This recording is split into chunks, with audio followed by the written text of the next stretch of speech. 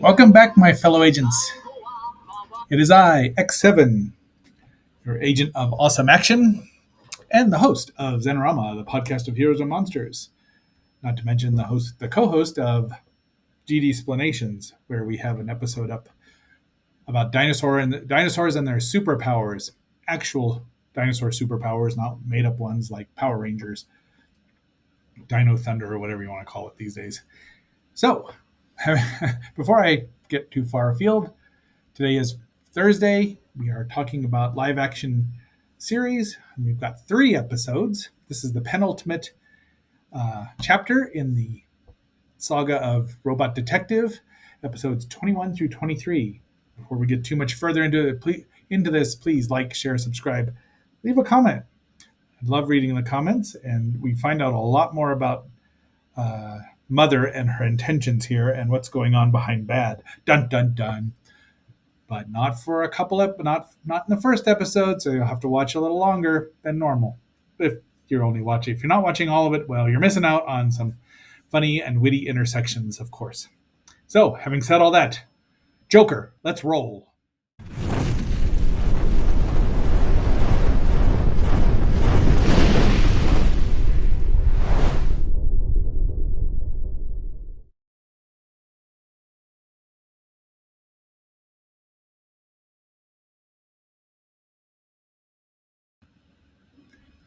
We start out right away with the terrifying Denetsuman. Mother destroyed, and somebody, I don't know who, accidentally mislabeled this as episode 20, when it's really 21. But that's all right. These episodes here all were aired. Let's see. Oh, this doesn't say me. Tell me. Well, it's in probably late August into early September. And they're the next 3. So we start out right away with the little boy being scared, and then Denetsuman, which is like probably something to do with magnets and electricity. Denji End from Kikaida, the electrical end. Yeah, electric generation. Very powerful. Just fries the boy's dad right in front of him. But Kay shows up and a battle begins. And he's been blind. Kay's been blinded yet. Is this like 3 or 4 times now? So I do believe this show would have been better if Toei and the JAC hadn't been spread so thin in 1973. They were making so many shows. The Henshin boom had just exploded, no pun intended. Plus, every other company had tried to get some kind of tokusatsu show on the air, but Toei was the king at the time. I mean, even Tsuburaya couldn't match it. Of course, their programs had better special effects for the most part. Not always more action, but better effects. Anyway, so Shiba and Shinjo are having a glass of something, and this guy says, "No, it's a case." And a geriatric detective.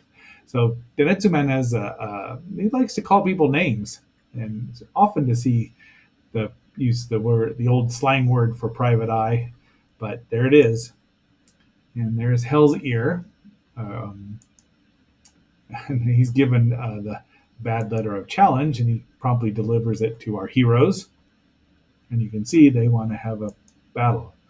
And that's it. So we're in the final 3. There's 3 more episodes after this. So in the final 6 episodes, and they're going to have a battle. Kay's got a pager here, so he gives it to Shinjo. And now these cyborg agents that just have dirty faces. See, they didn't have the budget to give them decent mask or anything, or something to make them differentiate them. See, he's still calling them names, and he's just going to fry Shinjo slowly, but Kei interrupts him, and the battle begins. But Denetsuman runs away, flies away. Really, Shinjo takes him apparently to the hospital, and the girls are all there, and the Shiba clan. But they're going off to fight. To the challenge there, and this guy who looks really familiar, doesn't he? And fortunately, he doesn't fool Shiba one bit, and he's 09, which, if you know Shotaro Ishinomori, Cyborg 009, which was the first thing I'd ever heard, first of his creations in the encyclopedia, the World Encyclopedia of Comics.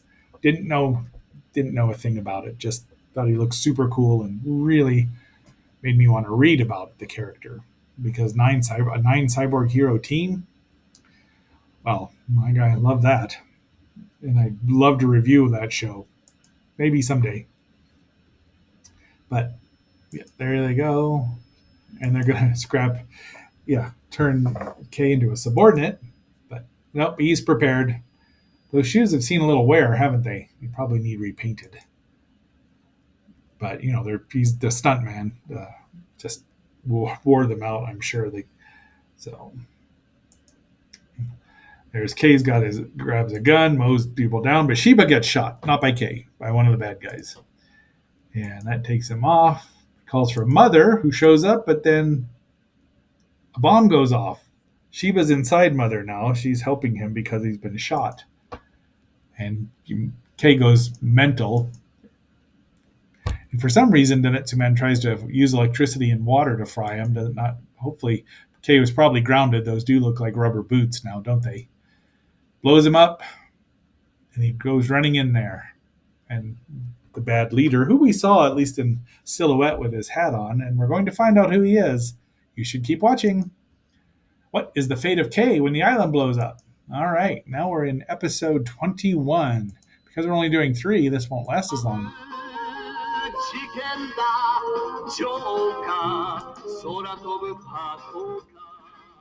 All right. Oops, there's another pager. That's always from the wreckage of Mother and K. Uh-oh. Now, this is a slightly better picture quality because the video's got more to it. So it looks better. I'm happy to report. I tried to get a higher grade level here, but I could not. And they're still sending, we got new, there he is, Missile Man, I think that's his name. There are the grunts, the cyborgs. K just handles them. They're always disappointed in their grunts. That's just the henchmen. So yeah, Missile Man, not Rocket Man, but Missile Man.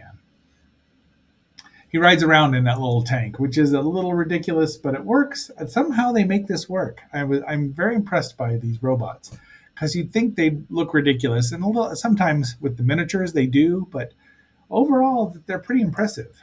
So I mean, they did keep them pretty simple, which I think is to the credit. I think a lot of Japanese superheroes, even the ultras now, have too much ornate armor, and especially the riders and the Sentai, they just stray. I think the simpler they are, the better they look. There he goes, flying away. I mean, the miniature is not bad. It's not great, but it's not bad.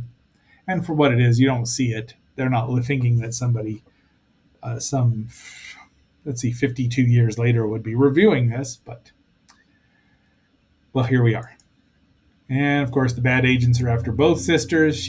And I believe that is actually Jiro Chiba doing his own stunts here, because it's amazing. They've captured both sisters, and Missile Man wants to fight him, which doesn't seem very fair. It doesn't seem very sporting. If you think Fezzik fighting the Dread Pirate Robert, a.k.a. Wesley. Incidentally, Goldman wrote that part wrote the book, and Andre the Giant was the inspiration for Fezzik. So it was only right that he appears in the movie as Fezzik, even though he's not Turkish, which nobody cares about. This guy's 08 here, so they're trying to prick their consciousness, but Bad doesn't have one. So they want K to become their minion, and Mother, they want him for parts. So there's the report, and off they go. Black Snake Lake, Kuro Ebi Hebi Ko. I think Ko is black, but I'm trying to remember Momo Ranger and Go Ranger, but I don't think they had a Black Ranger. So yeah, they're going to turn the girls into cyborgs. So we meet again, Missile Man, and off they go. Cyborg troops. That's their thing. Yeah, I said it was a bad iPad. Later on, I changed my mind.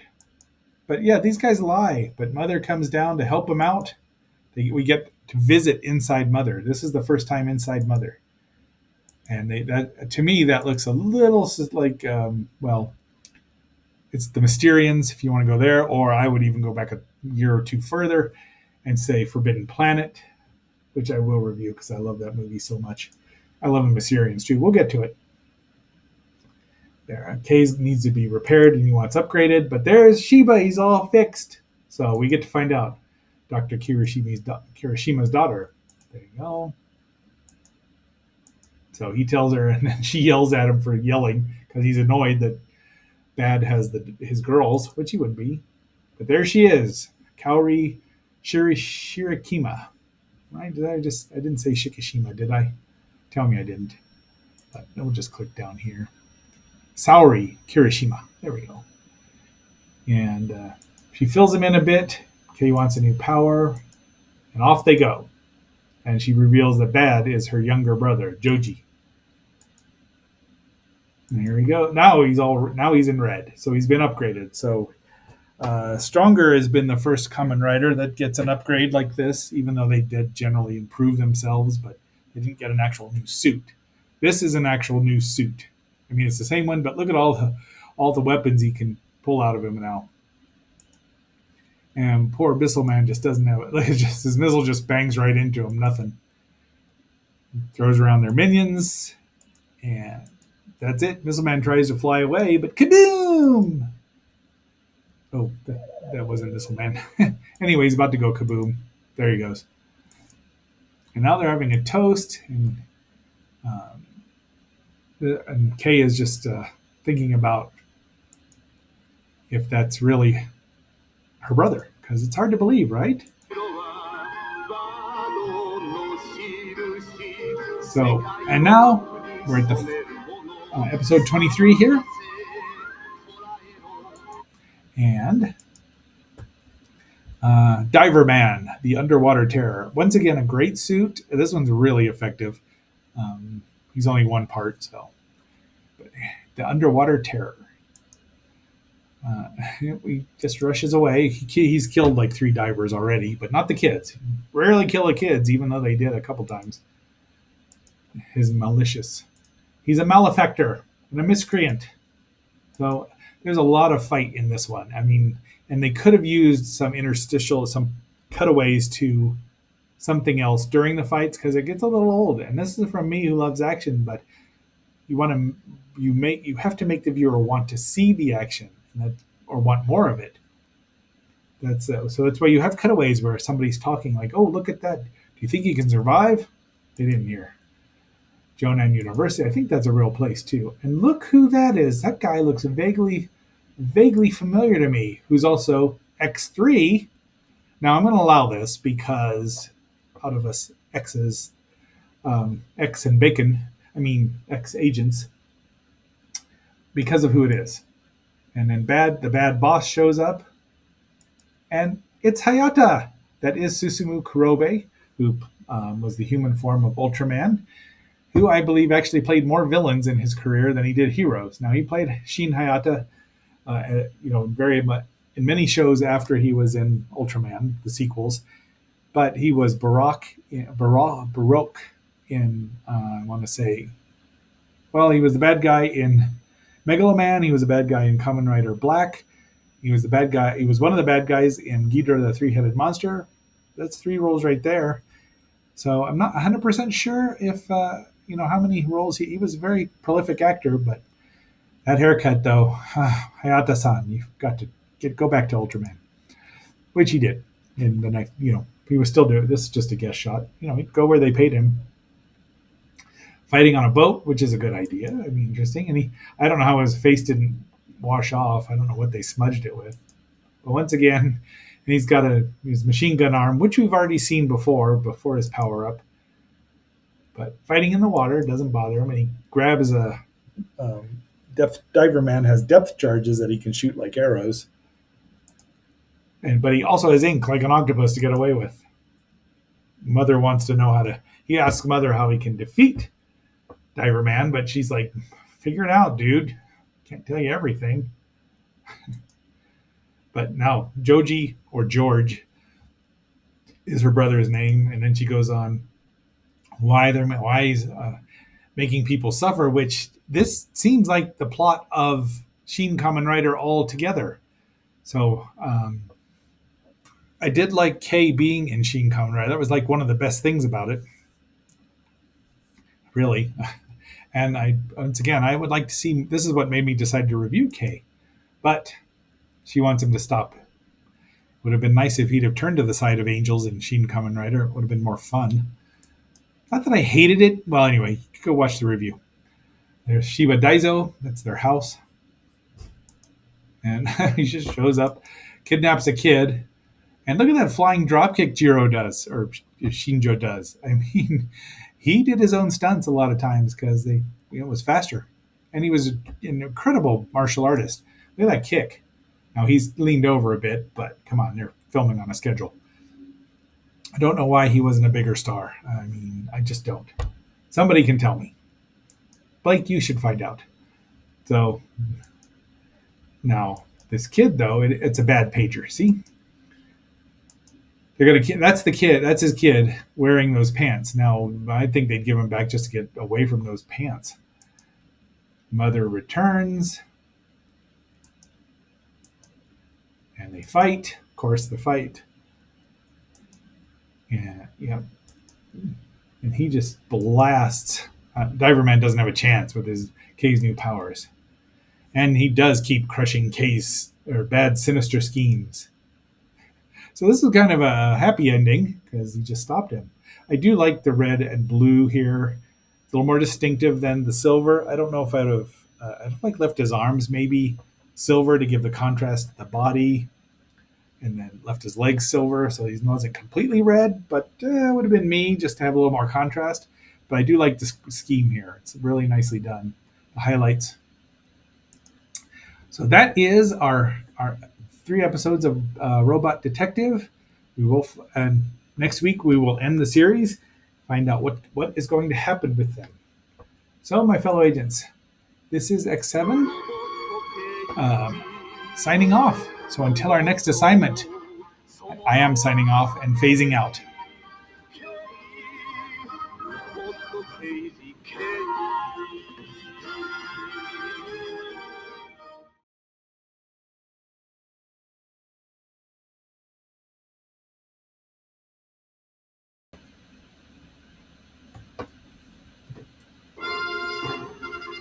次々に発生するビル火災。爆弾の雨が東京の空に舞う。魔道が送った爆雷マンの仕業か。戦え K。東京が焼け野原になる。次回ロボット刑事爆雷マン消滅作戦をご期待ください。